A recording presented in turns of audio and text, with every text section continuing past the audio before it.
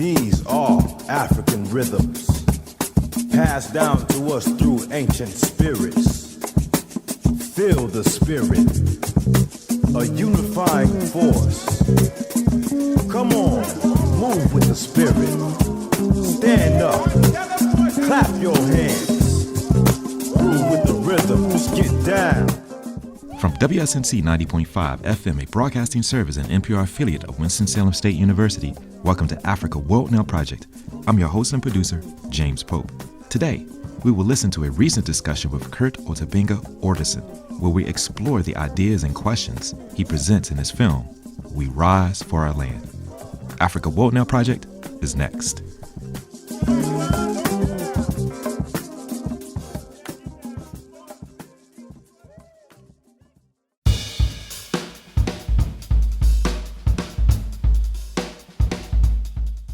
The question of land as a fundamental aspect of Africana liberation movements is an often neglected point of inquiry.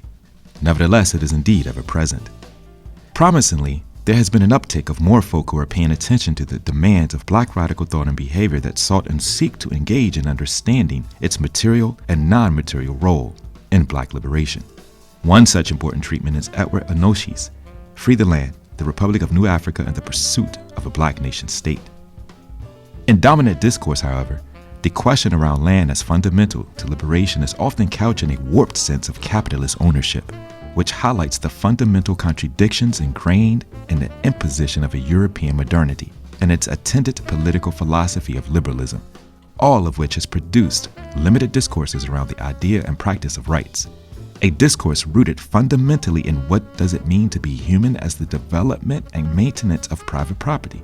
All contradictions that radicals must also seriously engage when exploring questions around land and freedom.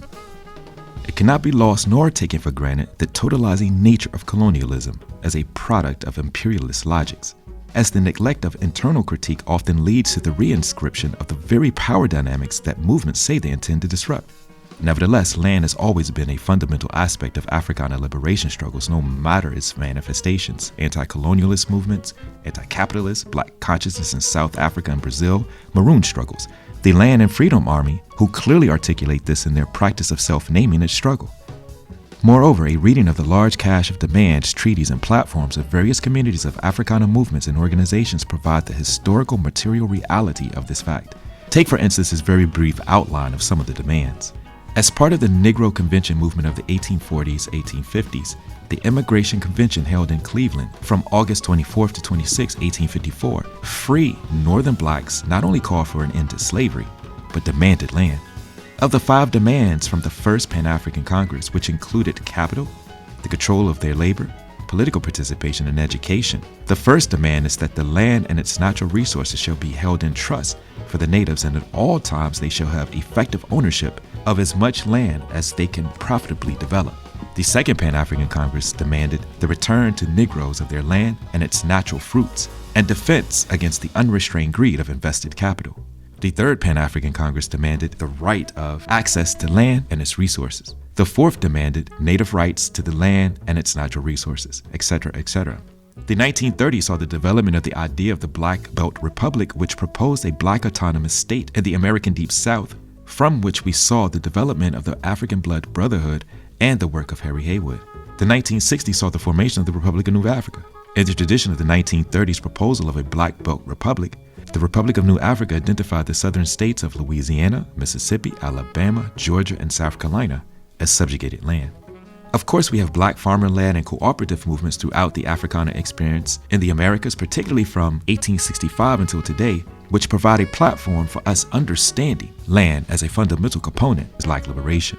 But one thing you will notice in all of this is the contradiction of ownership. Ultimately, land in the epistemic and ontological purview of Africana peoples is understood not in the limited capitalist sense of ownership, but the transmission of communal practices of human stewardship as being primary caretakers of the planet.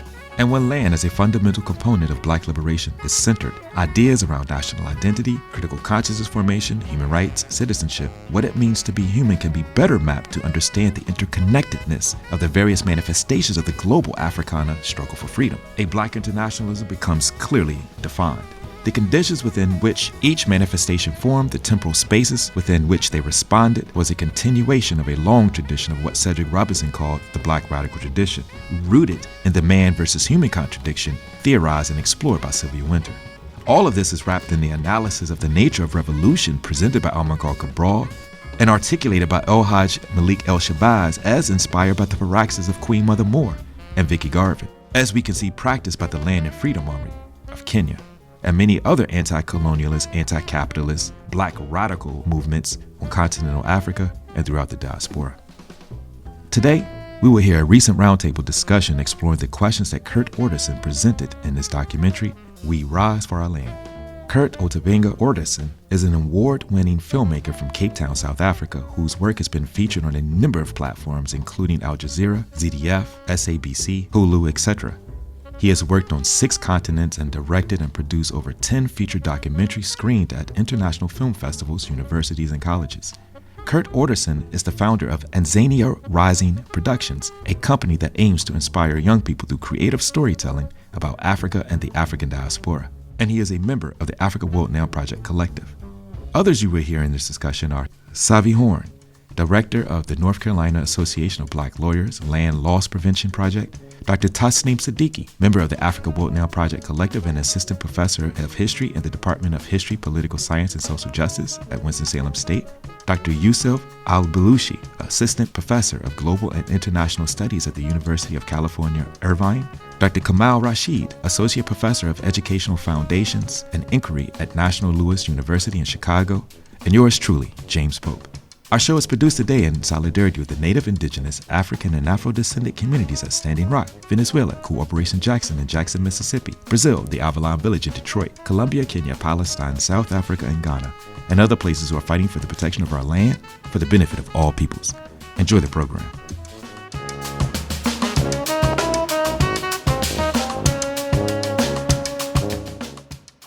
And because we have such an incredible panel, I'm going to keep my comments very brief. We've talked about and really, what animates Black geographies in practice and pedagogy, and I really, suggest folks, to take a look at the conversation that we had last month, which will be airing on Africa Will Now Project in the coming weeks. But I want us to think really clearly about the centrality and the struggle for land in Black geographic imaginations and spatial practices and African indigenous knowledge systems and the African world and the diaspora. The centrality of land gives not only meaning and is inextricable to the necessities of life and balanced living, the locations of African history, Africana history, selfhood, identity, power, resistance, and healing. Land is then also a set of relationships and a system of knowledge, a way of thinking and knowing the world, understanding and naming the external and internal world. When we think about collective land and the struggle for collective land and what it supports and makes possible, it's also part of this process of decolonization, this long struggle to imagine or reimagine the spaces and places that we're living based on. And what we really see with the Rural African Women's Assembly is based on regenerative African indigenous knowledge systems, which is part of this ongoing decolonial project. And I think about some of our comrades in the African world or in the continent. So I'm thinking about particularly a Kenyan retriever and bearer of Africana cultures and histories, an environmental activist, Wangui Wakamoji, who reminds us that Africana collective land-based struggles really articulate a regenerative framework for governance, for justice, for spirituality, for economics, for education, and for old and new Africana communities that are defined in accordance with a holistic reality of African worlds or Africana worlds as societies, ecologies, and spirits that are in relationship. So what I would like to do is really invite our panelists to share some of their opening remarks and reflections on the film. And as I said before, this is a cipher. So anyone I'm more than happy for people to tap in to really enliven and illustrate really the human, spiritual, material, and social realities and these burgeoning contemporary and past even grassroots movements for justice, liberation, and radical social transformation.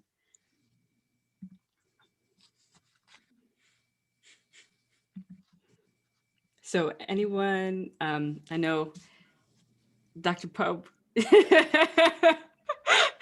Savi, don't be shy. Y'all are talkers. All of a sudden you're shy.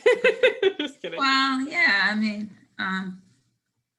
Kurt, really, thank you for the film and the grounding that it offers us, and us in the diaspora can really see ourselves in this film. And so from the land loss prevention perspective and my entry to that organization, I spent a year in Zimbabwe in '95, walking that land and visiting villages and reading a lot and meeting some moyo and pimping some courses at the Agrarian Institute, meeting people and just getting mad as hell. I had never been so angry in all my life. And it was around just living in an African country in which 98% of all arable land and 96% of water rights were being held by 12,000 whites, settlers, and millions of Africans living in communal lands, which were like semi-arid. And then to add further insult to injury, the introduction of non-native trees to the region. And so you're getting it, you're being bombarded by settler colonialism, and then you're dealing with the transformation of the environment as a result of their presence. And just looking at these very tall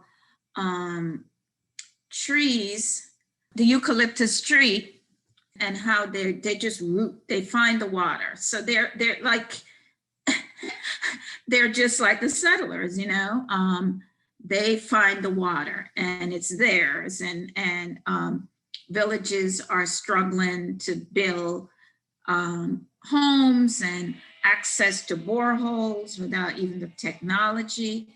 And it just really transformed my thinking. You know, I'm from Jamaica, I'm used to a lot of water, but at the same time, I've seen in my brief time there before immigrating to the US, the pollution of rivers from mining and how that has impacted the country in terms of the exploitation and the impact on public health. So the Zimbabwean situation then led me to come into the American South and dealing with Black farmers and their dispossession, and working for an organization, the North Carolina Association of Black Lawyers, that was founded on more radical civil rights principle. And they themselves were part of the group of lawyers who were very much interested in what was going on in Southern Africa and Africa in general in terms of the land question and how universal that land question is amongst us, and how that really situates everyone in the same boat and with very similar histories and reaction and degradation of our environment. And so, you know, it comes full circle. Kurt, watching this film was 95, and it's been a minute, and the beauty of the place still there, the struggle of the people, their energy, their voices were really so familiar that I felt a longing to be back there. And so, you know, I feel that where we are with the planet and the environmental burden and the cumulative risk to public health and to our bodies, that I think coming out of this pandemic, things can't be the same anymore. And I think for Black folk, it has really internationalized the struggle once again around, it's not just about your civil rights, it's everybody's civil rights. And we have to find ways to come together to really defend our Pan-African existence and protection of our bodies and spirituality and Mother Earth. So yeah, I loved it. Thank you so much. I look forward to looking at some of your other pieces. Yeah, thank you. Dr. Tasneem? No, thank you so much, Savi. I invite Yusuf and James to offer their opening remarks and reflections on the film, and particularly thinking about, the ways in which legal mechanisms are being invoked as a way to actually, to provide some sort of, protection and preservation in land, but then looking at like the ways the film really reveals these complexities of land tenure and the complexities of these legal systems. So maybe we can disrupt some of that conversation if we want to think about how do we, really materialize taking the land back that's not based on using the legal frameworks, the very legal frameworks that dispossess and displace us and remove us from the land and alienate us from the environment. I'm gonna digress to Brother Yusuf so he can go, and then I'll kind of piggyback because I got some rhymes in this cipher that I will share with everybody. Oh, wow. All right, sounds good. Thank you, James, and thank you, Tasneem, for the invitation, and thank you, Kurt, for really a fantastic film. I want to echo what Savi said. It's really an impressive work, and it offers so much for us to think about in terms of both contemporary struggles and contemporary forms of global capitalism that we're struggling against. So it's an honor to be here and be in conversation with all of you. I'll just offer, a few thoughts. For me, the film really, it does a lot of work, like I was saying, but it, in particular, I think helps push back against or potentially beyond some of our traditional kind of radical anti-imperialist or Pan-African models of struggle, at least, and it does this, I think, in at least 4 ways, in a productive sense, in the sense that it pushes us towards thinking. First is the documentary really centers the theme of settler colonialism, which is excellent. We're more used to thinking about settler colonialism either within the United States or within some of the more obvious settler colonies, former settler colonies, Australia, New Zealand, South Africa. But it really centers the framework of settler colonialism for thinking about land and struggles around land today and its legacy. But what's interesting, I think, in this regards is that we get a sense of indigeneity as potentially conservative in Southern Africa, rather than just primarily progressive, as often is the case in indigenous struggles in Latin America today that we often turn to for inspiration. So that was one way in which I thought it kind of pushed back against some of our dominant understandings. Indigeneity is quite complex here. There's both indigenous land practices that the movements are drawing upon, but then there are the traditional authorities who have access to land. And in this sense, this points to a second problem, I think, that the documentary raises, which is the control of land and the rise of a Black elite. So we see here clearly that the structures of global white supremacy have not been dismantled, that many of the landowners remain white and multinationals, either coming from abroad to control land or local whites who were the settlers and have never left. We see that in a number of scenes throughout the film, but we also hear about the ways in which the descendants of traditional leaders, traditional authority figures, have managed to gain access to land and solidify access to land in the post-colonial moment as a part of a kind of distortive decolonization process, right? Kind of decolonization from above that further entrenches the traditional leadership structures that were really put in place under colonialism, right? So it's kind of a misnomer to call them traditional in that sense.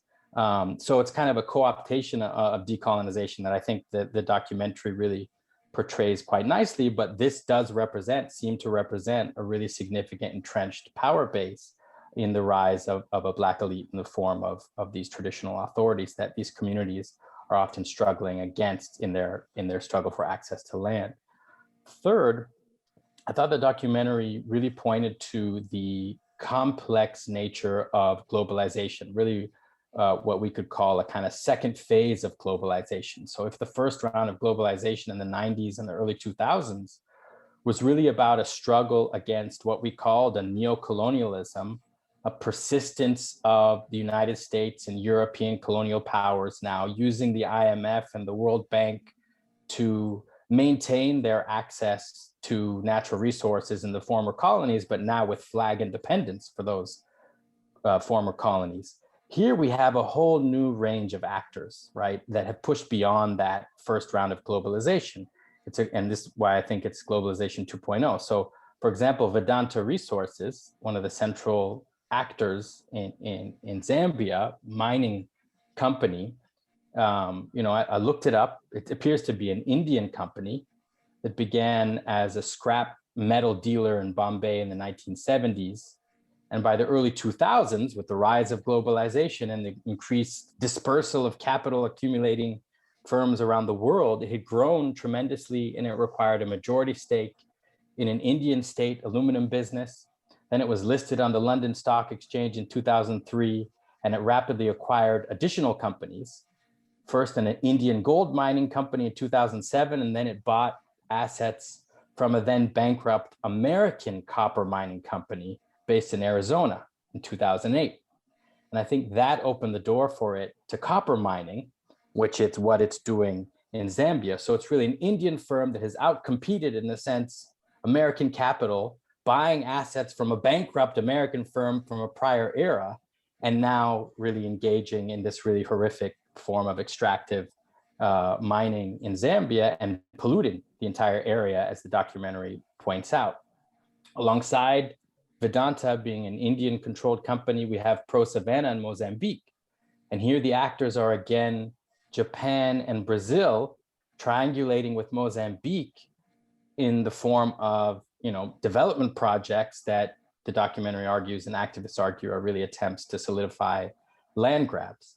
So although that project appears to have ended, the documentary tells us, in 2020, certainly these two examples point to the increasingly dispersed architecture of power that globalization 2.0, in a renewed scramble for Africa, whatever you want to call it, is blurring the geopolitical lines of who we might be struggling against.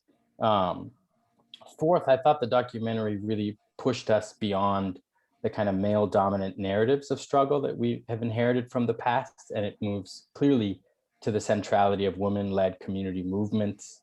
Land and social reproduction are really central here, rather than the factory necessarily and the wage. So rural livelihoods are really what are struggled over. But alongside that, we also get a focus on production, or rather kind of extraction and small scale mining at the community level towards the end of the documentary. And here we see issues of the persistence of child labor and the struggle for access to land to make a living through kind of small scale extractivism.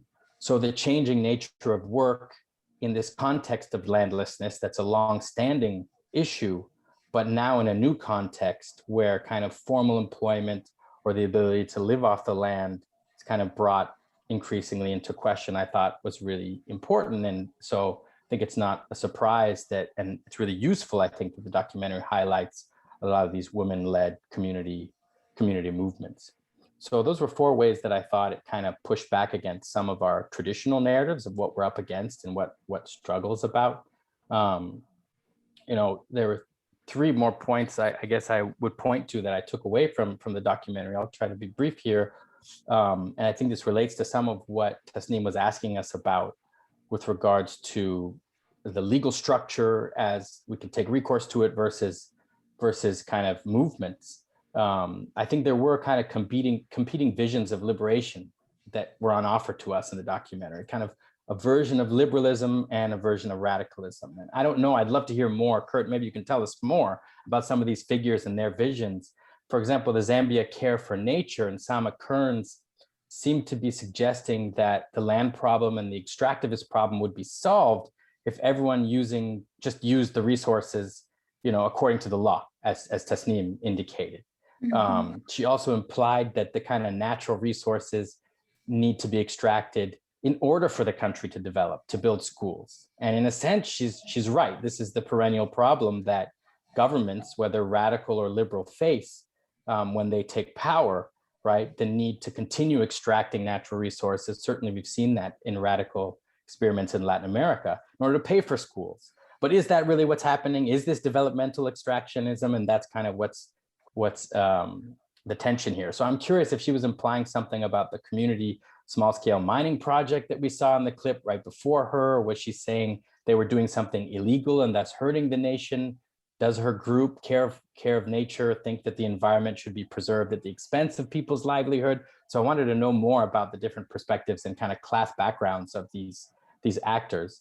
She also productively implied that the kind of corruption of politics, which I think is a theme that certainly resonates throughout the world in our moment, right? That, we can't turn to existing political parties for a solution here. It's really movements outside the state that offer a significant alternative vision. Mm-hmm. And related to that, there was a kind of this competing visions of liberation. There was, this hint of community consultation in Mozambique. I can't remember if it was Flaida or Molina who was saying that, there should be a process of community consultation when these extractivist firms or these contentions over land control are really debated. But what does community consultation mean? And she implies that it's a really thin process. So is it state-led community consultation? Is it community-led? So we kind of get a sense of a neoliberal approach to democracy where people are viewed as through stakeholders versus the radical approach to democracy, which is really what I think the movements are embodying. So the last 2 themes, really briefly, were corruption of politics, as I already noted, just that people campaign for office in order to enrich themselves, regardless of their political orientation, apparently, to gain access to land. The absent representatives, right, at the state level, the MPs, or on the local community level, the ward development committees and councillors, they only show up at election time. This is a problem throughout the region and the world, arguably. So it points to this kind of post-political condition when you think of politics through the state again. But politics remains alive outside the state in the form of social movements. And last, obviously, the documentary really nicely highlights the repression of activists and the stakes of struggle. We've all debated this in the recent film Judas and the Black Messiah around Fred Hampton and the legacy of those struggles, the price that people paid for those struggles. And this strikes me as extremely important to remind us that in struggling merely for one's livelihood in rural areas throughout Southern Africa, really you pay a high price for taking on entrenched interests. So really enjoyed the documentary and looking forward to the rest of the conversation. I guess everybody's looking at me.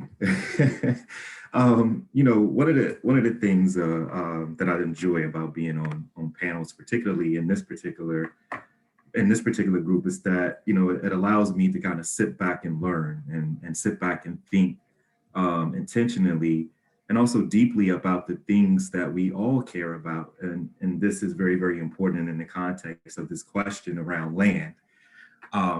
And to kind of piggyback off of everything that Brother Yusuf just said, I think you got a camera in here, like looking at my notes, because my whole notepad is really literally, of dealing with those particular points. But I wanted to point what I think, and thank you, Kurt, for the work that you're doing.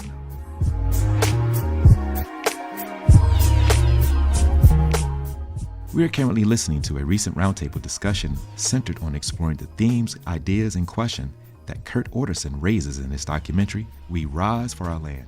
Kurt Otabenga Orderson is an award-winning filmmaker from Cape Town, South Africa. He has worked on 6 continents and has produced over 10 feature documentaries screened at international film festivals, universities, and colleges. Kurt Orderson is founder of Azania Rising Productions, a company that aims to inspire young people through creative storytelling about Africa and the African diasporas, and is a member of the Africa World Now Project Collective. Others you are listening to include Savvy Horn, Executive Director of the North Carolina Association of Black Lawyers Land Loss Prevention Project, Dr. Tasneem Siddiqui, member of the African World Now Project Collective and Assistant Professor of History in the Department of History, Politics, and Social Justice at Winston-Salem State University, Dr. Yosef Al-Balushi, Assistant Professor of Global and International Studies at the University of California, Irvine, Dr. Kamal Rashid, Associate Professor of Educational Foundations and Inquiry at National Louis University in Chicago, and yours truly, James Pope. Our show is produced today in solidarity with the Native, Indigenous, African, and Afro-descendant communities at Standing Rock, Venezuela, Corporation Jackson in Jackson, Mississippi, Brazil, the Avalon Village in Detroit, Colombia, Kenya, Palestine, South Africa, and Ghana, and other places who are fighting for the protection of our land for the benefit of all peoples. Continue to enjoy the program.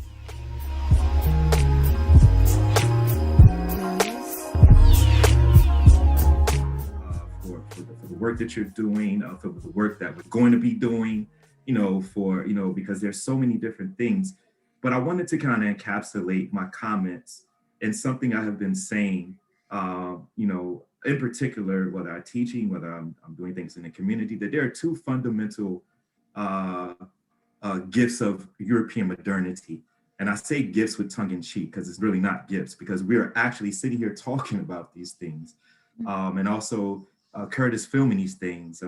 Attorney Horn is dealing with these things in the context of land extraction and all this other stuff. But these 2 so-called gifts are the redefinition of what it means to be human, that comes out of a European epistemological and historical context as a justification for private property, right?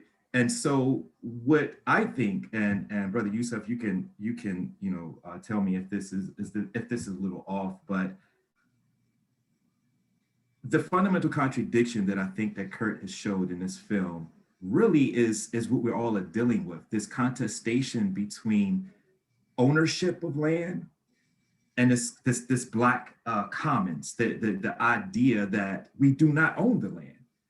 But yet we're trying to do this all within this cyclical pattern of a racial capitalist structure that permeates our very being and lived experience on a day-to-day basis.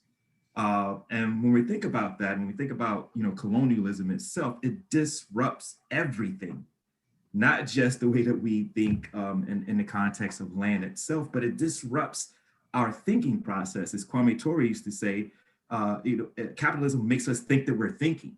Right. And so these contradictions that we're dealing with are constantly rooting back to this idea of what it means to be human that was redefined as a justification for private property.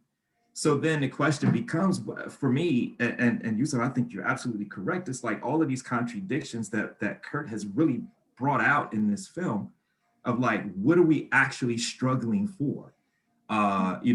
Specifically in the context of, are we trying to usurp the landowners, right? The so-called idea of what it means to own land in a colonial process, in any type of colonial, whether it's neo-colonial, old colonial, direct colonial. But I think that we really this reconceptualization of what we're doing and what we're fighting for becomes very, very important, that you're alluding to, Yusuf. And I think Kurt does this in the film just brilliantly, just being able to just let the film kind of speak, let the people speak for themselves, which I think is very important because it allows us to be in community and thinking with folk who are actually dealing with these, whether they're trying to use law, whether they're trying to fight against it. So the question, I think, is a fundamental question that I think that we're all dealing with, that the folk who are getting evicted, the folk homes who are being taken on a constant, they're dealing with it directly, right? we're all sitting here in our homes, right, having a conversation, about something, that is happening here in the United States, as Fraternity Horn knows, right? Yes. Kurt knows this, right? So I don't know. I don't have too many answers, so to speak. It's more like a conversation, and I think is important, but it's a conversation that I think that needs to be had in consultation with the folk on the ground who are struggling, who are dealing with this. And like, this notion of racial capitalism, which I also, as a point that I'll add to Yusef's, how many points you had? Yusef, about 10, 11 points. I'll put 11 up here, put 12 up here, is that what it does is it shows how deeply racial capitalism has permeated the very existence of what it means to be human, whether you're in an African city, whether you're in a United States city, or whether you're out in the so-called bush, or you're out on the outskirts. It permeates, and I think that we're dealing with those on a day-to-day basis. We all are dealing with them. What does it mean? What does it mean to struggle for land? What does it mean in ownership? Which is a very, very interesting question, because if we have an African indigenous knowledge system that says that we do not own the land, what are we actually trying to do when we're trying to struggle for land in this particular case? So I just wanted to say that I'm shut up right now and let Kurt, because Kurt, we set this task for you, set the terms of engagement for you, and hopefully, and I see people up here that look very familiar. Please, by all means, jump on in this conversation as well. Yeah, really, James, you're so right, because I'm looking at what's going on in our own land struggles here, and coming off the recently passed federal law around Black, Indigenous, people of color, farmers, and looking at how it's structured somewhat around the Homestead Act, which is like one of the most, it was a complete taking of Native American land, and led to genocidal wars in the taking of it. And so for us to be looking at re-entering the new Black agrarian movement on land that is so contested is very problematic. And in the midst of Native Americans wanting to rematriate their land, they want it back, and for us to continue to walk that line on how we view property. And so I think it's some work around that us and the Black land space will have to grapple with. And I think this film informs that. What is this about property that we feel such a strong affinity for, and why is the privatization and ownership of it, the thing that we desire the most? And it just can't be. This is so generative, and I want to invite Kurt into the conversation as well, because you've laid out just really the contours and the contradictions and complexities of the struggles that we're waging. And I would love for you to actually really pick up and respond to some of these questions that Yusef and James and Savi had laid out, because this is, I was thinking about, and one of my questions kind of for you was thinking about how you became involved with the Rural Women's Assembly in Southern Africa, which was constituted about a decade ago. And it, we look at Eswatini and Mozambique and Zambia, but it covers over 9 countries. And it has maintained its sort of local grassroots, focused on women in rural areas, focused on poor African women, small farmers. And so if you can lay out some of these competing visions of freedom that we see, and we're watching those sort of play out, and thinking about the ways too, why it's so important. I mean, all of us are really grounded and centered in community-centered work. Even the way in which we teach our classes, it's always about community to community engagement, right? And the types of research questions and the types of intellectual work that we do stems from these questions that we're coming from our own communities, and then working with communities, in this larger global conversation and global solidarity movements, to think about, what are we really struggling for, right? When we're thinking about radical social transformation, it's not about the reproduction of private property. It's not about the reproduction of a racial capitalist society. It's about thinking about a world, right, that doesn't require any of those systems or structures. So please, I'm gonna stop. Yeah, thank you so much. Firstly, for showing the film, showing my work, and thank you so much for all the panelists for your input. It's really encouraging and inspiring, because I think a lot of times as an artist, you sit in your corner, you create your idea, and you go out and make it, and then you offer it, you make it as an offering to society, and I hope with the idea of inspiring people as well, as you're creating art. Yeah, I mean, myself, I'm from a settler colony known as South Africa. And more specifically, I grew up in Cape Town, which represents the epitome of the settler colonial project, right? And so, one is that, I mean, this narrative and the story around the land question is a very personal one to me. One is, both my mom and dad, their families were dispossessed from their land, during construction of South Africa as a republic, pre-1910. The 1930 Land Act, obviously, was critical with Black families losing land permanently. And so my mother's side, they grew up, in the rural part of the Western Cape, with where, wine farms are basically the kind of main, one of the main kind of contributors towards the GDP in South Africa, the wine exports. And so you have this history of plantocracy that's been going on, with the inception of slavery in South Africa, and more specifically in the Western Cape. And then obviously with, with the establishment of apartheid, 1948, there was the introduction to the Group Areas Act, right? And so again, my mother and my father, their families were dispossessed again, like second, third time, right? So, I inherit this long history of people who've been dispossessed from land. And obviously I know just from a historical perspective, 1652, right, was obviously when the bomb was dropped in South Africa. And this is obviously in direct correlation to my own, ancestral history and story with the dispossession of land, dispossession of people's identity, language, culture, a disruption of their society.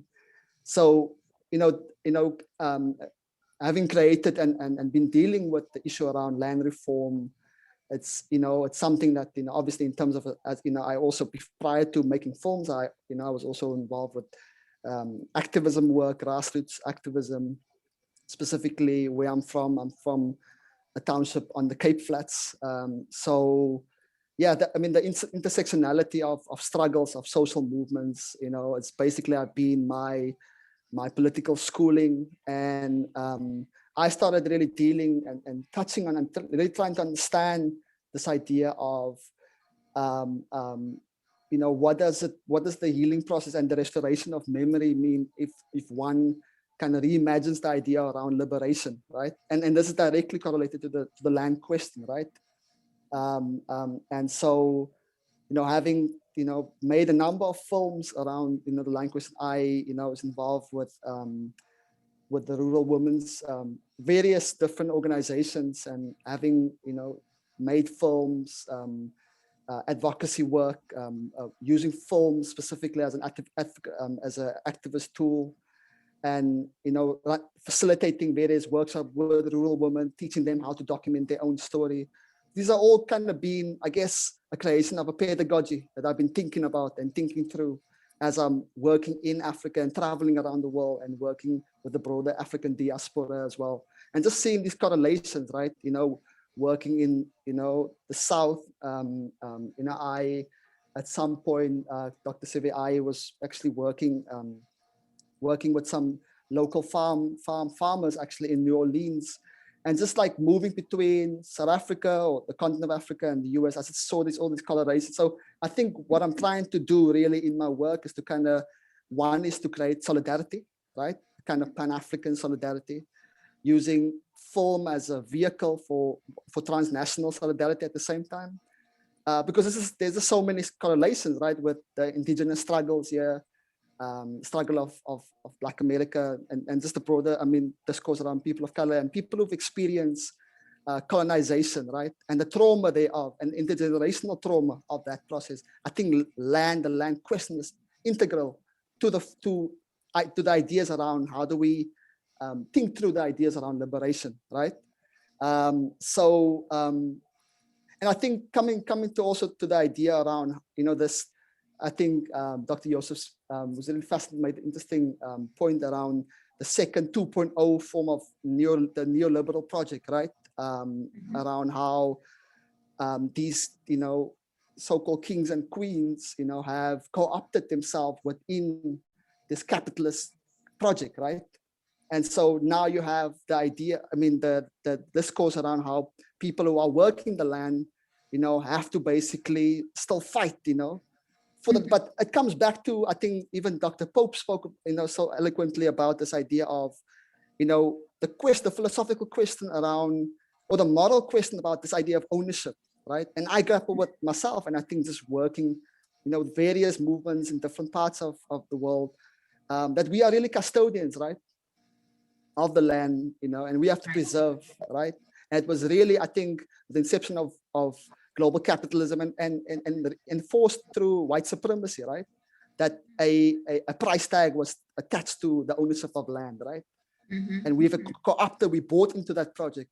So how do we undo that? How do we decolonize that process, that thinking, and then reimagine a kind of nuance, a new zeitgeist moment, right? And I think obviously we right now figuring out what's that new zeitgeist moment. We're dealing with a global pandemic. And so there's kind of interesting equal footing, right? So it's almost like there's a buffer zone now to think through, reimagining the idea around liberation and decolonizing the ideas that we've been schooled, right? Through a capitalist, system, and we've bought into it. So for me, the real critical question is also the idea around the nation state, right? What does it mean, for citizenship, for belonging, and also that's linked to the idea of land, right? And farming the land, working the land, and feeding yourself and your family and community, and exchanging as well, right? The idea of, because there's a famous song by Burning Spear, social living is the best, right? So for me, that's ideally what I'm trying to do in my work is to show that, this idea around socialism and community engagement and community sharing of ideas as a critical way of thinking through decolonization, the question around decolonization. I see Dr. Rashid is in the house, and so it's like, did you want to make it? When you turned on your camera, so you looked like you wanted to say something. So let me give you the opportunity if you would love to tap in into this cipher. I want to give you the opportunity to do so. I appreciate that. Thank you. I turned the camera on because I'm teaching on Zoom. You see the black squares and it's really demoralizing. So I really hate the idea. I don't like talking to black squares. I figure other people don't like it either. So, but just to, I really appreciated the film. I didn't get to see all of it because I was running from a meeting to this, but I appreciated, it was a couple of things that stood out to me. And one of them was something that Yusuf mentioned that I really appreciated, is that these dual conceptions of futurity. And this is the thing about why I really appreciate the film so much, Kurt, because there are these notions of futurity implicit in economic, within policy, as well as implicit in terms of the types of campaigns that people embrace. And so on one hand, you have this neoliberal future that people are striving for, and this other still defined conception of the future grounded in notions of communalism. And that is particularly intriguing to me. And one of the things that it makes me think about, it reminds me a lot of some of the things that we're dealing with locally here in Chicago. So my wife and I have an urban farm on the southeast side of Chicago. And on one hand, we have a city administration that positions itself, and at least in terms of a lot of the language, as being very progressive. So if you think about a lot of the discourse that came up a few years ago around police reform and the killing of Laquan McDonald, on one hand, you had the administration positioning itself as being very progressive, but on the other hand, you have the administration, especially over the last 12 months, take some moves that are very indicative of a posture of maintaining the existing white supremacist system. And this has also been, the complexities of this are compounded with respect to land, because on one hand, you have these people who are urban farmers who see the land as something which is not just something that gives people food, but as an anchor of cultural memory, an anchor of historical memory, a glue of the formation and the reformation of community. But then you have this other consciousness, this other worldview, this other paradigm that sees land as a commodity. And these, I don't want to say they're irreconcilable realities. I'm not going to say that right now, but these are two very distinct ways of seeing and being in the world. And the thing that it makes me ponder is what does this look like in terms of movements? Because the thing that Kurt mentioned, and I think maybe Yusuf and James mentioned it also, is this question of struggle. Like, I think generations prior to ours, I think had very clearly delineated pathways of struggle that they were engaged in, right? In terms of how they conceptualized the decolonial struggle, or how they conceptualized the struggle against, white supremacy and civil rights within this settler colony that we live in. But we live in this very strange space where what is often articulated as freedom is actually a reinscription of the neo-colonial system. And so, like, for me, it's always this question of what are the paths forward, recognizing that is necessary to avoid oversimplified representations of what that type of politics should be. But at the same time, there has to be an anchor which grounds this work and compels this work going forward. So it generated questions, something that I need to ponder, but I definitely appreciate any insights you all could lend with respect to that. And Savi, I definitely appreciate what you said about the land, because these are conversations that my wife and I are constantly having about land and land access, and how the state apparatus is often a barrier to people's actualizing the right to self-determination, which people are doing innately all the time, and they are constantly warred upon by the state. So I'll stop with that. And I want to open it up to anyone that wants to respond to each other as well too. Please feel free to do so. I did have a question.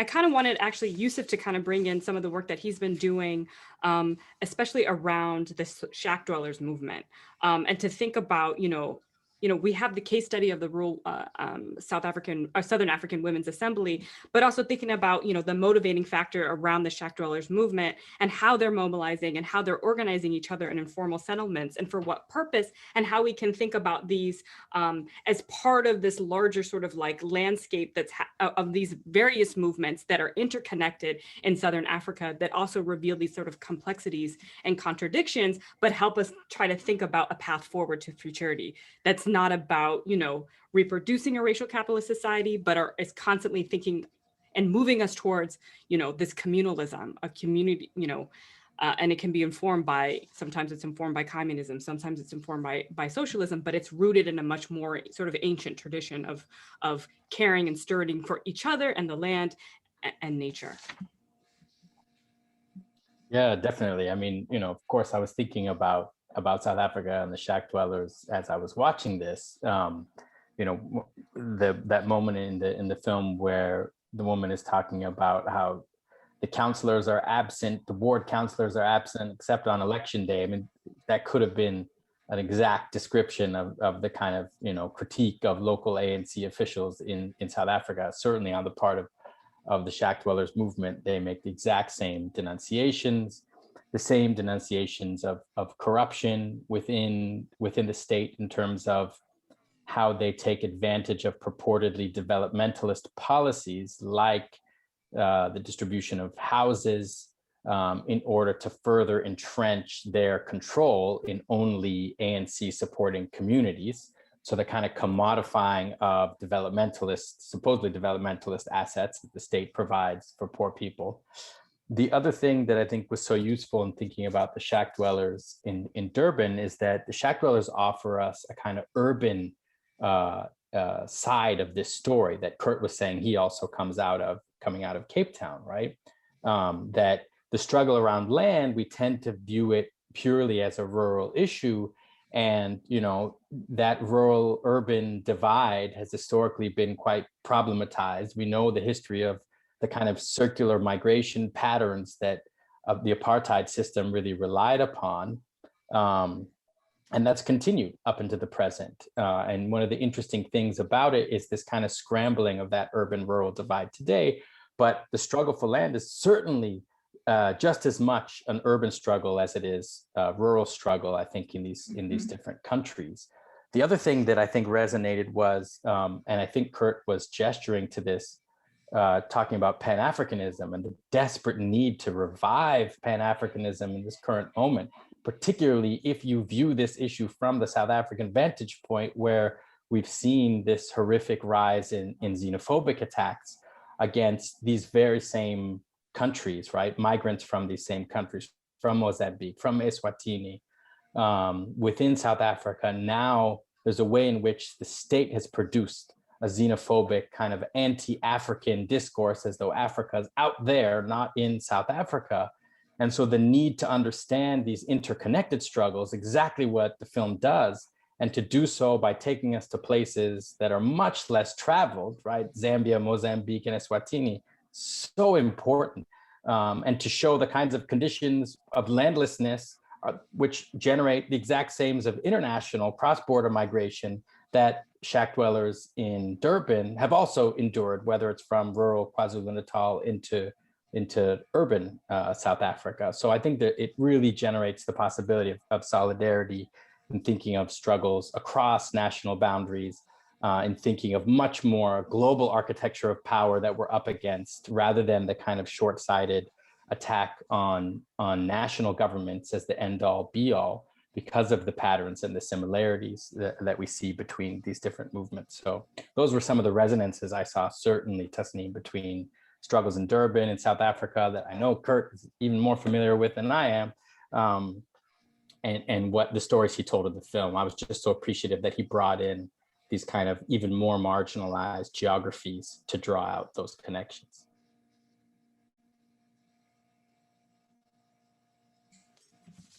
And Dr. Pope, I wanted, so we're talking about Pan-Africanism, and, you know, we're thinking about, you know, African Indigenous, and something that we use a lot too is thinking about African Indigenous knowledge systems. And I was thinking maybe you could talk about this relationship. I was on a call early this past week, and, you know, thinking about the organizing of Amazon workers in Bessemer, Alabama, and the importance of Black internationalism. Someone made a comment that Black internationalism is the only thing that's going to save us, right? And so thinking about, you know, Black internationalism, Pan-Africanism, and then also, you know, African Indigenous knowledge systems. We pay a lot of, and something that Yusuf had pointed out really rightly is, like, you know, we pay a lot of lip service to African Indigenous knowledge system and implementing that, and thinking about that this is a pathway forward in terms of creating these sort of restorative and regenerative frameworks, and thinking about alternative modes of socialization and design, right? So colonialism is all about design, right? Spatial design, and social design too. But can you kind of like think about those in relationship to each other, and how they help us develop the sort of conceptual framework in terms of the types of spatial practices or material practices that we engage in when we're organizing, when we're mobilizing communities, when we're doing the work of political education. And these sites that Kurt has looked at both of his films are really these sites of where critical consciousness is taking root, you know, and then also these sites where, you know, organizing and mobilization are happening. Okay. And I think after I answer this question, we have figured it out, and we could go out and do this work, right? So, you know, but you know, I'm trying to, you know, I'm really trying to shift my mind, because I was doing like two different things even before jumping on this. No, that's a great question. I think that we all have bits and pieces of it, right? I think that we have talked about it. To talk about land, and to talk about the long genealogy of the importance of land being related to African Indigenous knowledge systems, of course, this is the stuff the things that African people, the people on the African continent who was snatched, brought with them was that particular knowledge. And what I mean is that something that Dr. Rashid talked about, something that Kurt said that he's doing that I think actually can help us understand this question that you laid out. And they said something, in the context of the restoration of memory and understanding that our memory is related directly to our land, because the land was something that gave us identity, it gave us place, it rooted us, not only in relation to other people, but again, understanding to be the caretakers of nature, but also how that is in a spiritual sense related to us understanding our place in the universe, right? Mm-hmm. And so the systems within which understandings that, African people brought with them and then created other ways of being through the forced travels or routes, whether it was in, Latin America, Central America, here in the United States or Europe, though that knowledge, that system, that sense of rootedness, that sense of understanding that one takes source from the land, right? I'm looking here, we have our colleague Moise Mutali, who I say is an undercover agronomist, right? We talk about Amilcar Cabral. We talk about, when we look at how this genealogy of land and how important it was, you could look at the Pan-African Congresses, look at the demands of the Pan-African Congresses. One of the first demands was land, right? Being able to and what they said was, give us the land and leave us alone. You know what I mean? So, that's a very important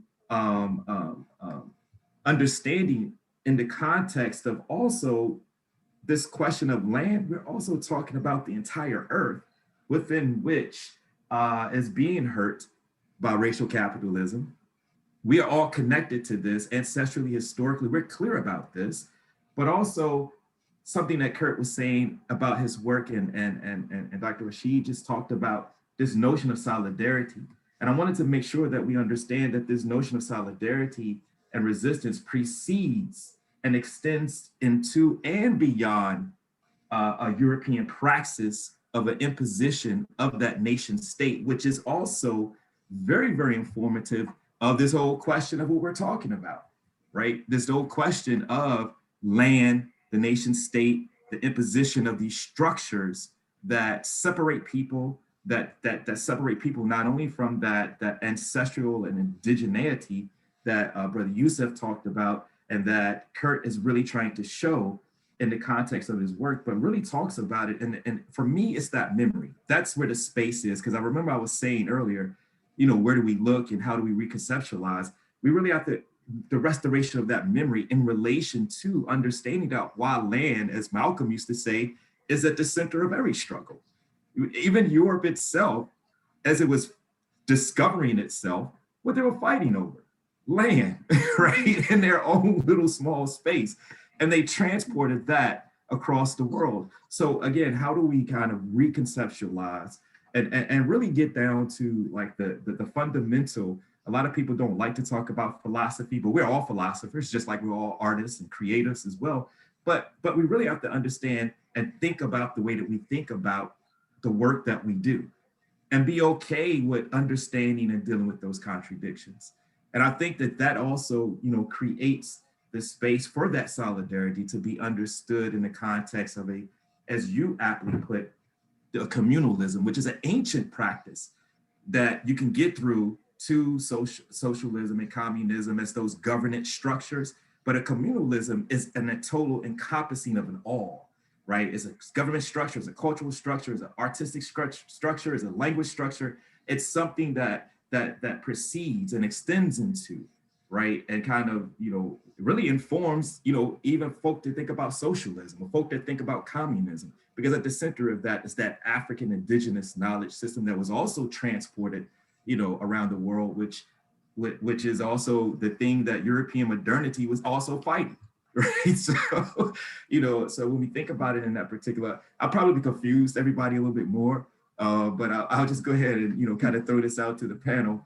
But, that restoration of memory and understanding that our memory is directly related to the spaces and the places within which we draw that rootedness, that substance, which is an ancient idea that we practice on a day-to-day basis. We even talk about it, you know, growing up in the cities, we talk about our communities, our hoods, right? We throw up our sets, blah, blah, blah.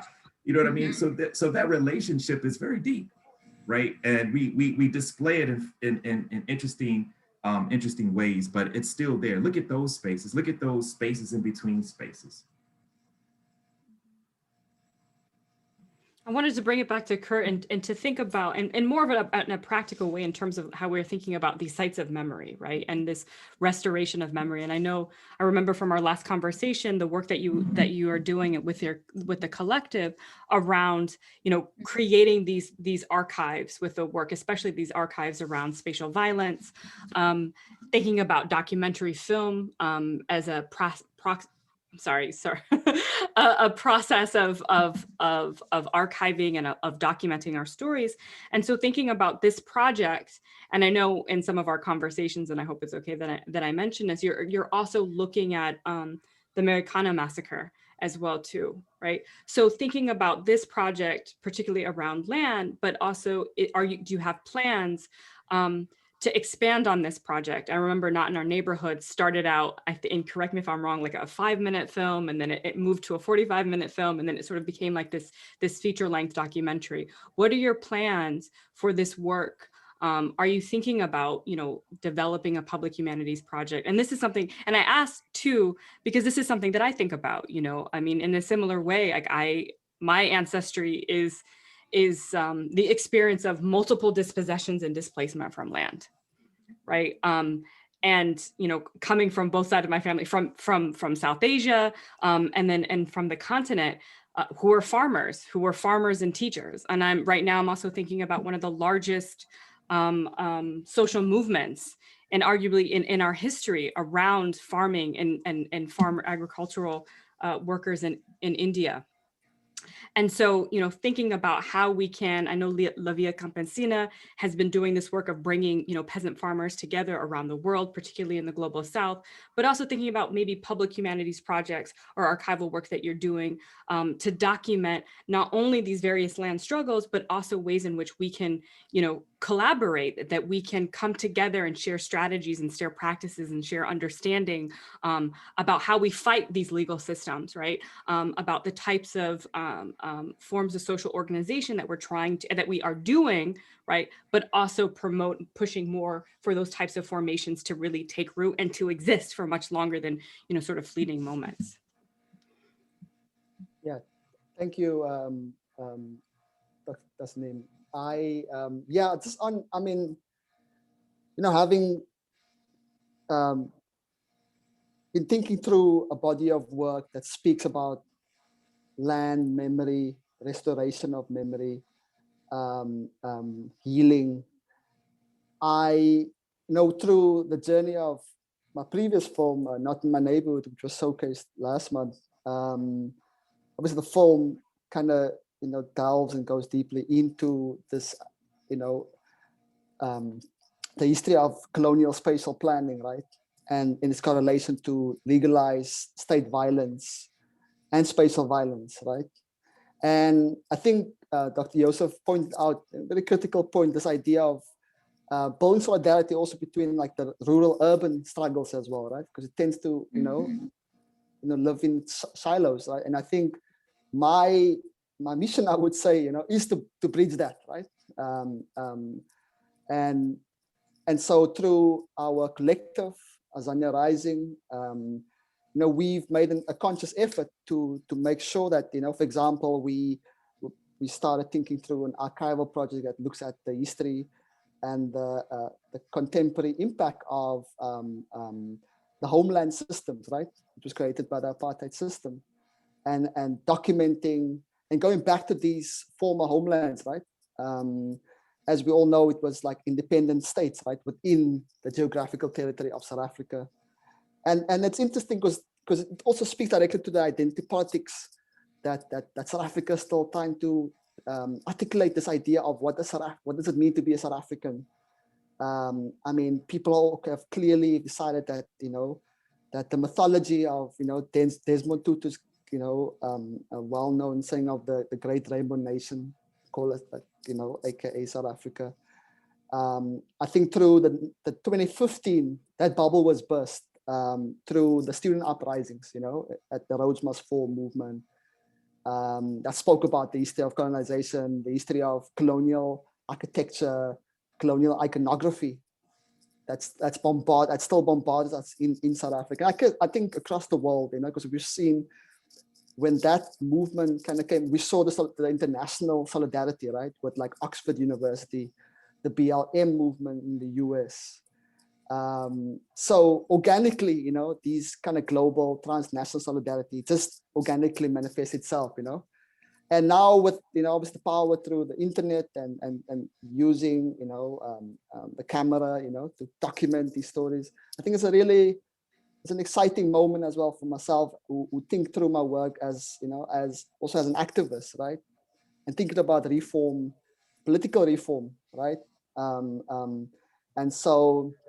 I think, and I just wanted to actually add to Dr. Joseph what he was talking about, the struggles in KZN, in Durban, and maybe think about the legacy of the Ngonyama Trust, right? Which was, basically the foundation of that is through the late, rest in peace, rest in power, rather, King Goodwill Zwelithini, where, there's right now South Africa's, undergoing a lot of things, a lot of restructuring, right? Politically, socially, economically, etc., and dealing with a global pandemic, and a new variant that has subjugated South Africans from being banned from over 128 countries. So with the change right now in the Constitution, Chapter 25 specifically around this idea of land expropriation without compensation. So you have these white farmers right now who are basically shivering, right, and who are now planning their exits to Australia and New Zealand and Canada and probably here in the US, probably in the South, I'm assuming, like Texas, etc., Alabama. And so you have Chapter 25 that's undergoing, and that's in the land expropriation, land reform question that's been undergoing since 1994, right? During the Sunset Clause, during Cardessa, when the late Nelson Mandela were negotiating with the apartheid government about now how do we, what's the land reform, what does the process look like, and there was all this kind of back and forth, and obviously neoliberal policies kind of came at, started basically manifesting itself through these negotiations. So you have people have been, one is that, so there's the land reform project that's a work in progress, but also the issue of urban housing, right? Within urban settlement, because the issue, and the other thing as well we have to think about, specifically in the case study of South Africa, is that the rural migration to urban settlements have been going on for the longest time, prior to the formation of 1910. And so right now, you have a backlog for housing, and you should have backyard dwellers and the housing assembly, for example, in South Africa. And I think Dr. Joseph probably also knows about the work that the housing assembly is busy with. And so you have, a great re-emergence of like civil society, mobilizing themselves, rethinking the idea, through now do we dismantle this neoliberal pro-capitalist project, that's South Africa. And I think that speaks directly to the correlation of what's happening with kind of, the decolonial project that's undergoing throughout the continent of Africa. And I think there's links to the rest of the world. So I mean, in the context of my work, and now I'm thinking through all these issues and social political issues, is one is that, thinking also throughout new ways of how to present the work as well, right? Right now, I can no longer travel to film festivals, for example. So we're thinking of, obviously, one is, making it accessible in various ways and forms, through uploading it onto a kind of miniature file so that people can watch the film in Zambia. I mean, we were planning this like, road trip to go show the film in these different rural areas, and that obviously through COVID, when COVID-19 popped, obviously that plan kind of got thrown out of the window. So right now we're thinking, we kind of creatively thinking through the process. I mean, we do have, I mean, there's a lot of work that lives online. One is that we created a digital archive project. So coming back to the idea of archiving, for us, I mean, it's really critical that, you know, for me, it's not about the end product really, you know, it's about, you know, just documenting the process, right? And really thinking through also in the context of the tradition of third cinema, right? And that solidarity movement that came about through the use of filmmaking and cinema. And so now thinking through reinvigorating those solidarity movements, right? Through the use of cinema. So we have a project, for example, you know, that we launched a few months ago, and it's called the Digital Archive Project, Chronicles of Spatial Violence. And it lives on the internet. I could share some links. It's a 20-part episodic series. And it basically came out of Not in My Neighborhood, right? The film set between South Africa, Brazil, and the US. And so we have that we've been using, kind of excavating in our own personal archive, and then basically putting it online. And also, you know, we were doing all these like kind of, you know, grassroots pop-up screenings, right? Taking our work through to you know, farm workers in the Western Cape, farm workers in the Eastern Cape, and mobilizing in that spaces as well, you know. So, you know, we have a feature film, for example, that kind of came out of that work, which spoke about the what's known as today as the Doorn uprising, where farm workers in 2013 basically rose up on a wine farm in the Western Cape and basically started burning these plantations down, right? And it was like this mass national, you know, solidarity movement. And that came out to now become a feature-length script, right? A feature-length project. So yeah, I mean, I think the land question is always evident in whatever, you know, whatever I'm thinking about, because that's so critical, right? Because yeah, again, land remembers, right? And we remember, and you know, there's a critical, you know, interconnection that we need to be conscious of, right? Of how we think through the idea around, you know, land reform, because I think South Africa is a classical case of maybe how not to do it, you know, because clearly I think with the current discourse around the ANC and then neoliberal project, you know, I don't think Ramaphosa, you know, is gonna, I mean, I hope he's gonna follow through the project, but I'm not sure. I think right now he's dealing with, you know, him, you know, trying to be re-elected, you know, so there's massive, you know, contestation and two basic camps that exist within the ANC. So there's that internal issue. So I think the land question, and chapter 25 specifically in the Constitution, is a work in progress. And radical, you know, political change is critical right now. And I don't know if, like, the example is the EFF, for example, led by our great brother, Julius Malema. And so that's their, I mean, that was their, I mean, when they came into existence, land reform, land expropriation without compensation was their buying card, right? To basically vote, buy-in vote. So, but again, yeah, I mean, it's complex. South Africa, the world is a complex space, you know? Can I jump off some of those comments, Tasneem? Yeah, no, sure. I wanted to also bring Savi back into the conversation. Do that first. As well. And then, you know, I'm going to stack you, Yusuf, if that's okay.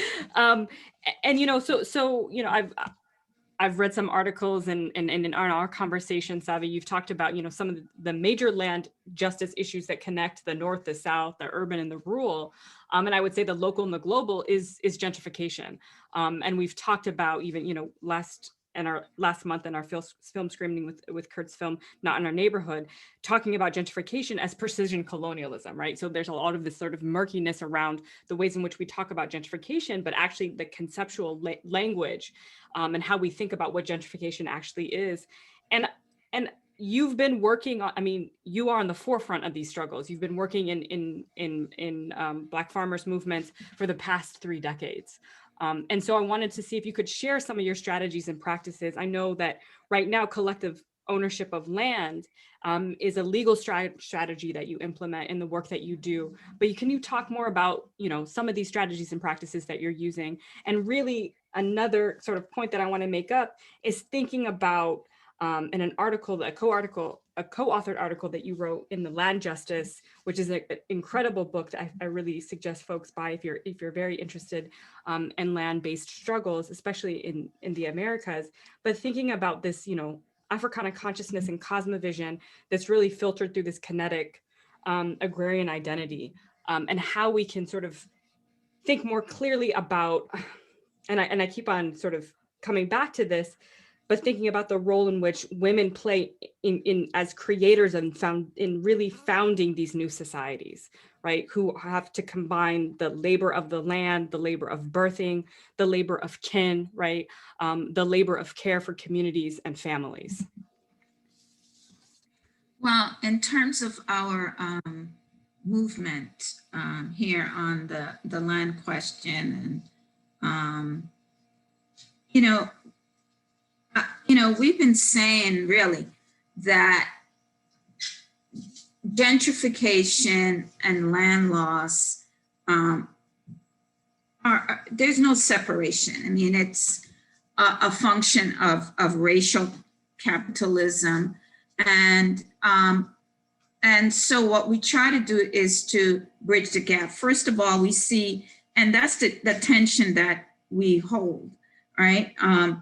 The land is at once our liberated zone, right? And so we see part of that liberated zone is the grounding that we have gotten in urban centers, and then it be removed by gentrification to rural places that are so polluted, because even the peri-urban places that we used to have farms, we have been pushed out. So so for me, that also links what I've seen in the encampments and the 10 cities in Oakland, and the liberatory spaces of African-American women, taking back homes that are vacant. And so I just see a lot of like linkages. So here in North Carolina, you had your first incorporated African-American town, Princeville. It was a land that nobody else wanted. That's why, Black folk were able to get it. And they worked for it, and they had to pay for it. It was not a giveaway. And, it's a land that is in a floodplain. But at the same time, there is a sense that, this is our home. This is now our ancestral home, and it's a space of liberation. So whenever there's this flooding and there's talk about moving a part of Princeville to higher elevation, that's a struggle, that's a tension that the African-American community holds. And I think that's also the tension around heirs property. That's kingship property. It's our family. It's our African village ecosystem, and we got it because of white supremacy, because we couldn't trust their legal processes. So there's all this talk, and Federal Reserve, they're looking at that, about the billions of dollars that African Americans are holding in capital that's tied up in heirs property. And if we were able to liberate that capital, then we could pay for homes, we can do housing, we could do education. And there's that disconnect.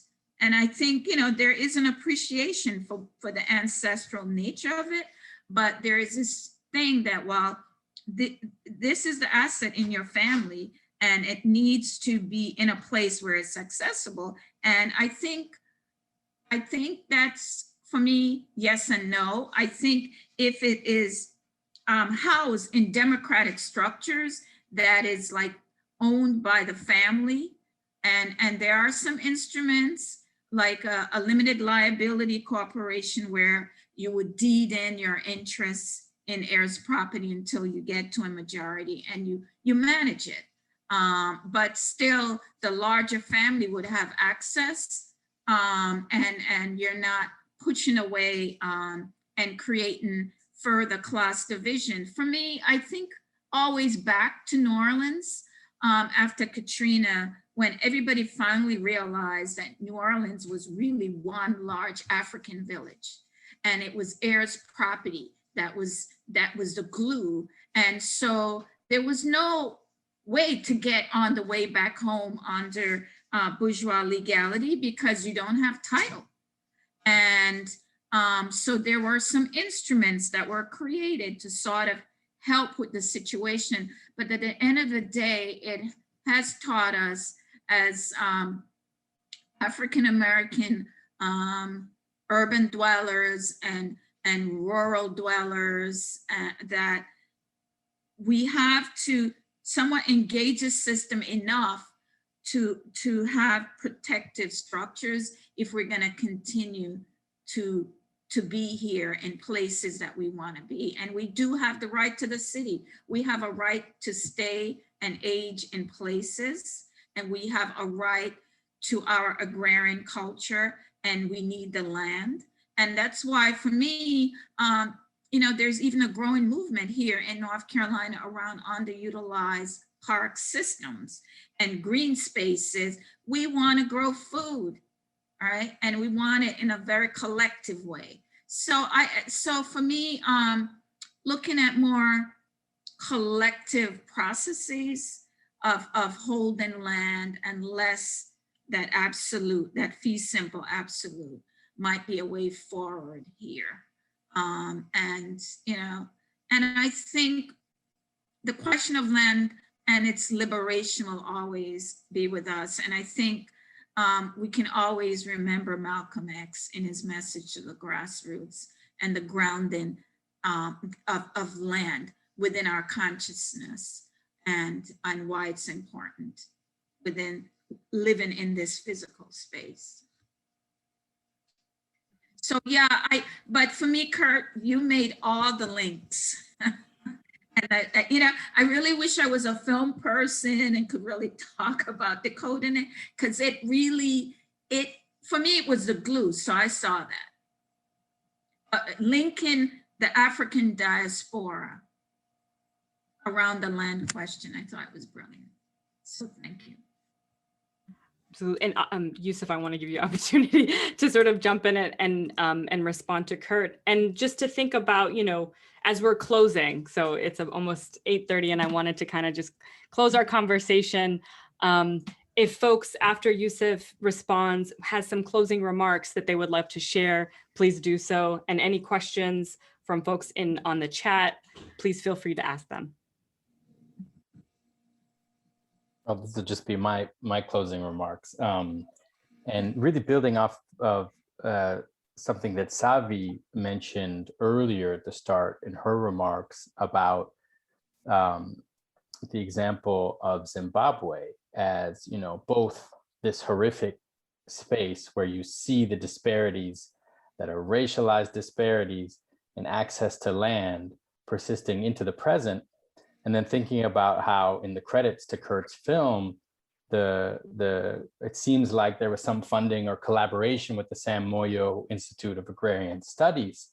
And that seemed to me so appropriate because Sam Moyo's work and his analysis of the land redistribution program in Zimbabwe seems particularly apt for this conversation, in the sense that it grappled with all of the intricacies and complexities in a really politically nuanced way, I thought, right?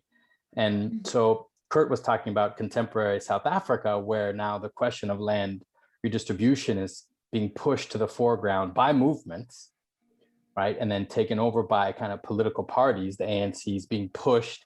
And thankfully, we have this more radical political party, EFF, really pushing them, right? But really movements already before either of them were talking about it, were bringing this question to the foreground in the same way that Kurt's film gives us a sense in Eswatini, Mozambique, and Zambia. And, you know, Sam Moyo, I believe, argued that the land redistribution program in Zimbabwe was really the only mass land redistribution, successful land redistribution that had occurred in the post-Cold War era.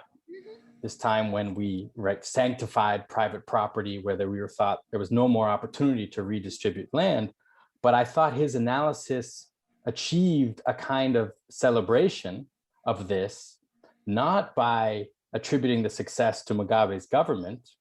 I believe his partner for many years was actually working for the opposition.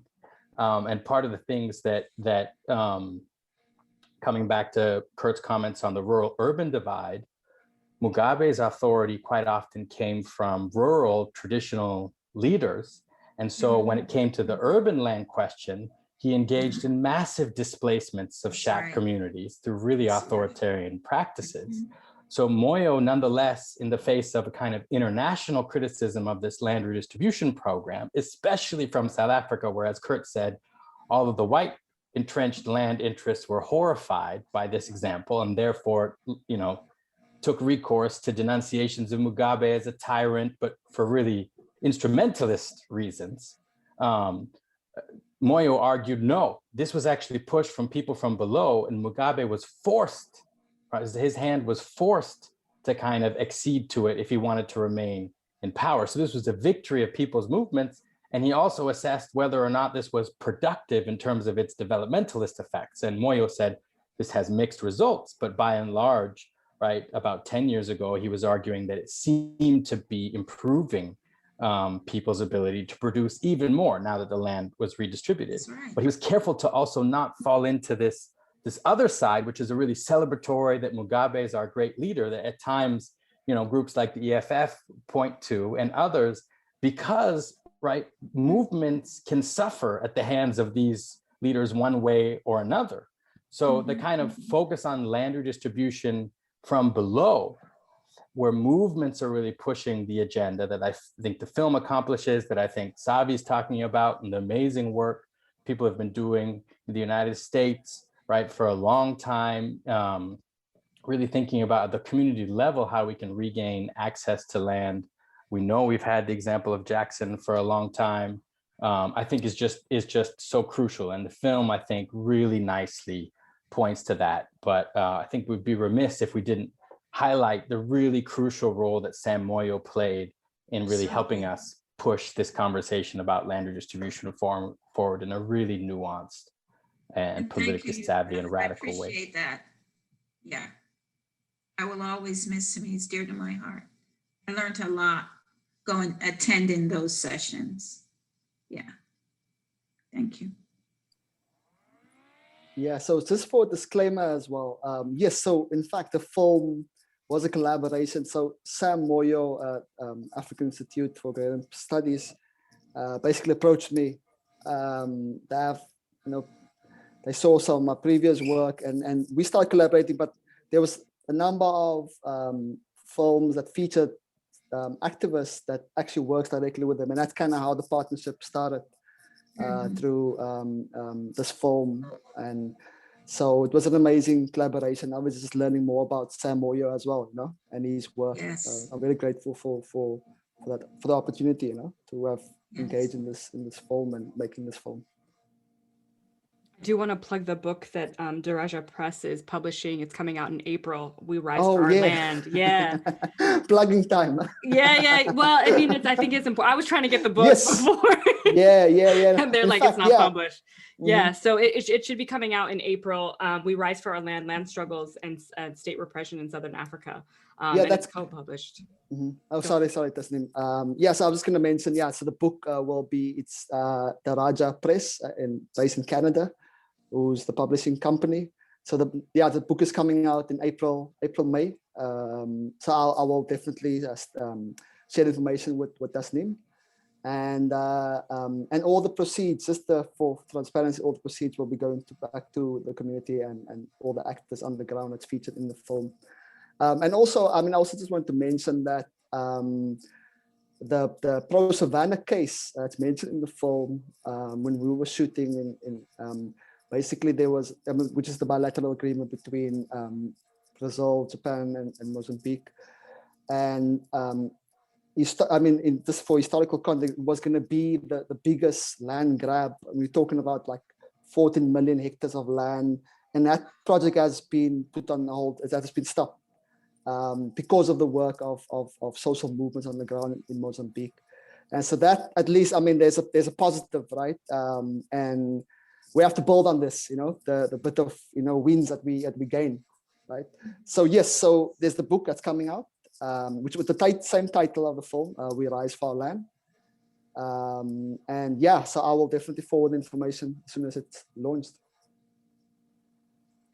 Thank you so much, Kurt. I invite James or Dr. Rashid or Savi, if you have any last kind of closing comments or remarks or questions that we can think about. And I appreciate, just this robust conversation. You guys are also really helping me think through, land-based movements and how we think about these, really the complexities and the contradictions in our organizing and our mobilization, how we conceptualize our the demands that we're making as well, and the type of new worlds that we are practicing and bringing into being to think about. And this is something that Dr. Pope and I talk about a lot, is like, what are we thinking out beyond struggle? What is the world that we're trying to create? Well, my wish is that James will pull together some poetic riffs and I know you can do it. We're waiting, James. Y'all want to hear some rhymes? Okay. Yeah, it ain't got to rhyme. I thought I gave enough. No.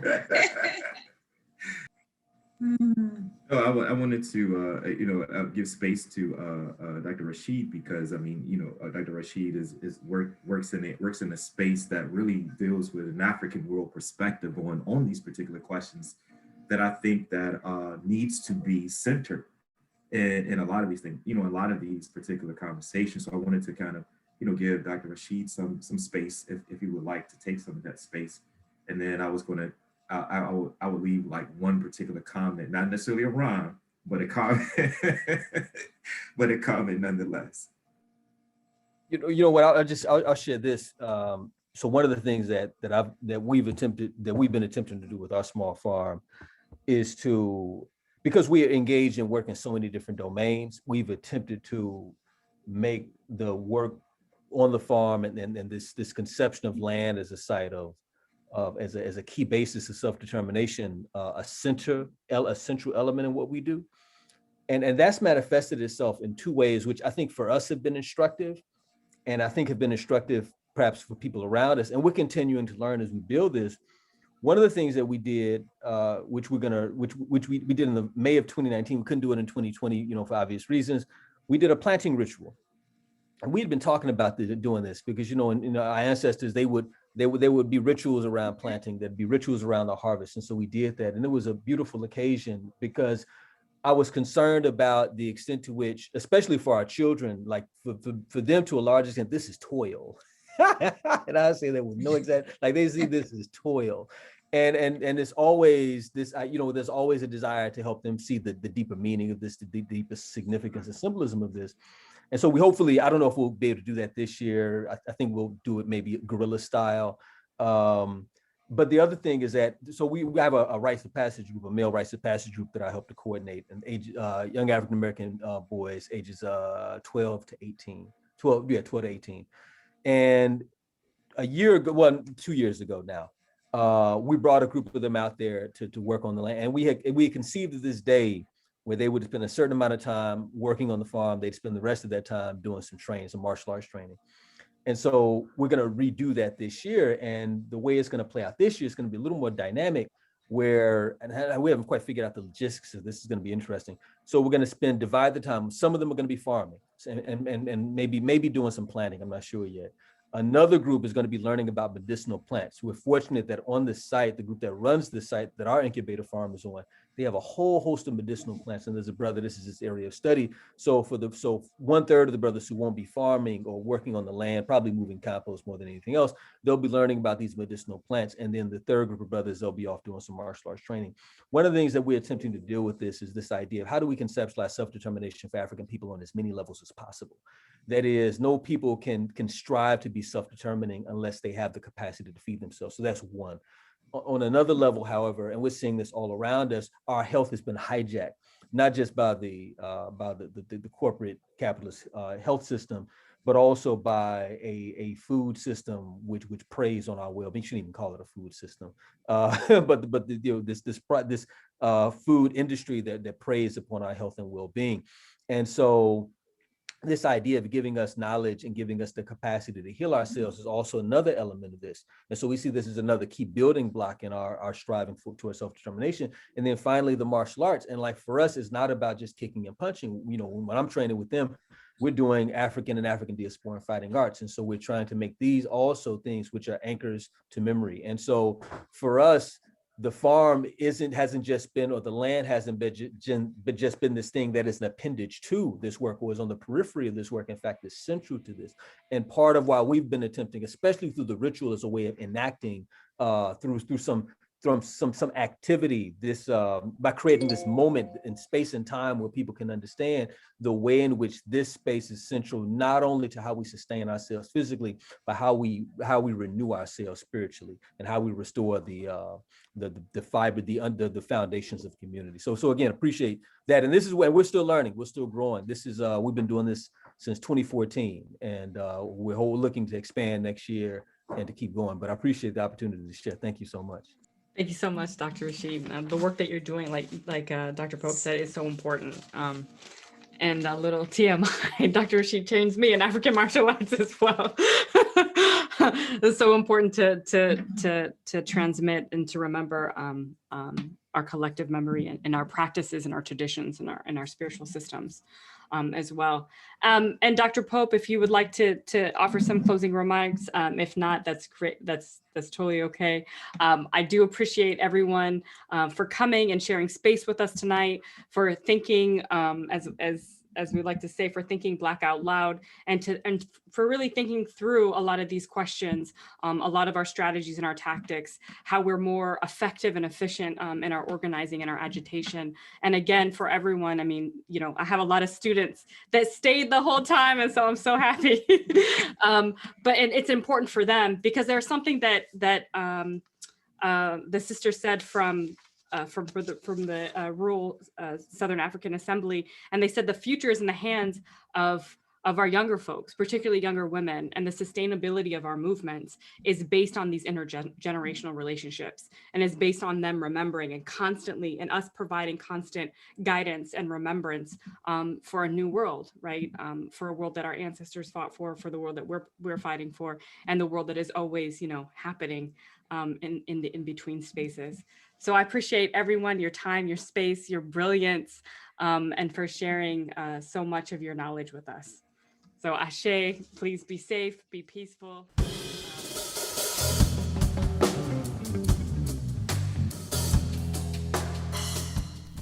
You were just listening to a recent roundtable discussion which explored the themes, ideas, and questions that Kurt Orderson raises in his documentary, We Rise for Our Land. Kurt Otabenga Orderson is an award-winning filmmaker from Cape Town, South Africa. He has worked on 6 continents and directed and produced over 10 feature documentaries screened at international film festivals, universities, and colleges. Kurt Orderson is the founder of Tanzania Rising Productions, a company that aims to inspire young people through creative storytelling about Africa and African diasporas, and is a member of the Africa Woke Now Project Collective. You also heard Savi Horn, Executive Director of the North Carolina Association of Black Lawyers Land Loss Prevention Project, Dr. Tasneem Siddiqui, member of the Africa Woke Now Project Collective and Assistant Professor of History in the Department of History, Politics, and Social Justice at Winston-Salem State University, Dr. Yusuf Al-Balushi, Assistant Professor of Global and International Studies at the University of California, Irvine, Dr. Kamal Rashid, Associate Professor of Educational Foundations and Inquiry at National Louis University in Chicago, and yours truly, James Pope. Thank you for listening. That's it for Africa Woke Now Project for this week. I would like to thank you for joining us today and look forward to spending time with you next week. We could be reached through all your regular social media platforms, email africaworldnowproject@gmail.com, or follow us on Twitter at AFWRLDNWPRJ, or Instagram at Africa World Now Project. I'm your host and producer, James Pope. The Africa World Now Project Collective consists of international media journalist, executive producer, and human rights activist Moiza Muntali, Africa World Now Project media correspondent Funa Ngonda, senior research, content contributor, and production director Dr. Tasneem Siddiqui, senior research, content contributor, and production associate Dr. Josh Myers, associate producer and content contributor Dr. Keisha Khan Perry, technology advisor is Byron Gray of Grayworks Technologies, and creative director is Judah Pope. Africa World Now Project is heard every Wednesday at 7 p.m. on WSNC 90.5 FM, NPR affiliate and broadcast service of Winston-Salem State University. Programs are archived and available on all podcast platforms. Search Africa World Now Project. Until next week, be safe, be peaceful, and above all, be intelligent. Food when there's nothing to eat. Shelter when there's nowhere to live. Making hope to stand tall and not broke. Black nose, get it before. Getting tried by fire and washed in the waters of life. Understand what black is. Black is hot. Black is cool. Black is wise. And can never be a